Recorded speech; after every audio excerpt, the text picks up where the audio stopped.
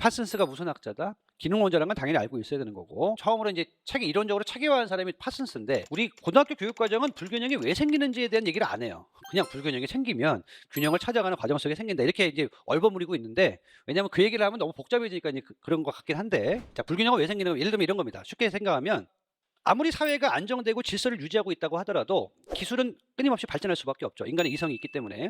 그래서 안정성이나 질서 유지 상황에서도 사람들은 계속 기술을 발명해냅니다. 그러면 기술 발명을 통해서 생산성이 어떻게 되겠어요? 늘어나겠죠.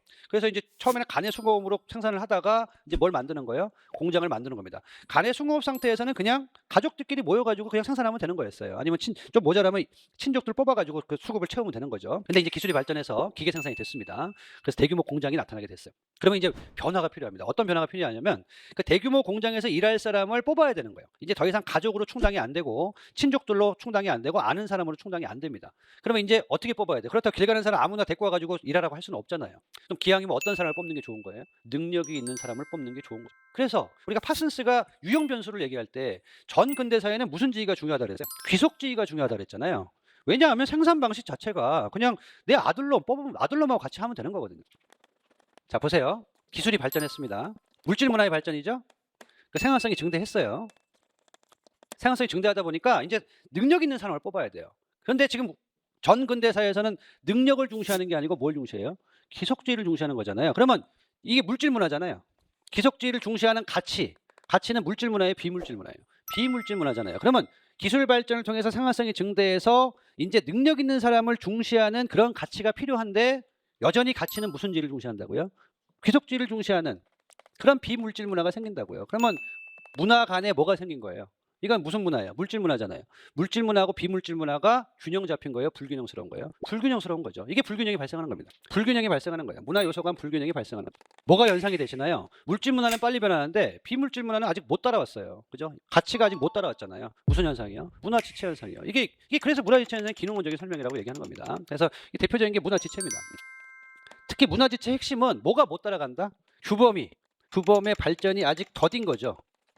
그러면 이게 균형을 찾으려고 그러면 뭐가 발전해야 돼요? 규범, 가치가 새로운 가치를 찾아 나가야 되는 거잖아요. 그래서 마침내 파슨스가 얘기했던 유형 변수 중에 왼쪽에 있는 유형 변수에서 뭘로 가는 거예요? 오른쪽에 있는 유형 변수로 가는 거죠. 그게 바로 성취주의를 중시하는 거죠.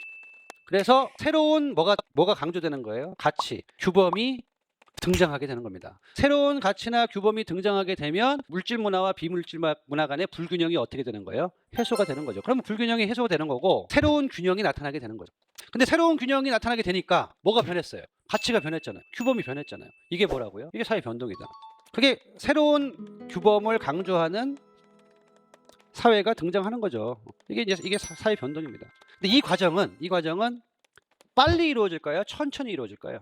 천천히요. 아주 점진적으로 이루어지는 거지, 가치가 갑자기 뭐 오늘 가치하고 내일 가치가 완전히 달라지는 건 아닐까요? 서서히 이제 주변에 능력 있는 사람을 뽑는 집들이 많아지게 될 거고, 그런 공장들이 많아지게 되면 마침내 사회 전반적으로 이제 누구 집 자식이라는 게 아니고 일할 능력이 있는지 없는지를 중시하는 그런 성취지를 중시하는 새로운 사회가 등장하게 되는 거죠. 변동은 이런 방향으로 가게 된다는 겁니다. 그러면 특히 파슨스가 주목하는 변동은 뭐의 변화예요? 가치의 변화죠. 이 가치의 변화를 유형 변수의 변화라고 얘기하는 거죠. 그럼 유형 변수가 왼쪽에서 오른쪽으로 가는 거죠. 이게 근대화 되는 겁니다. 이게 근대화.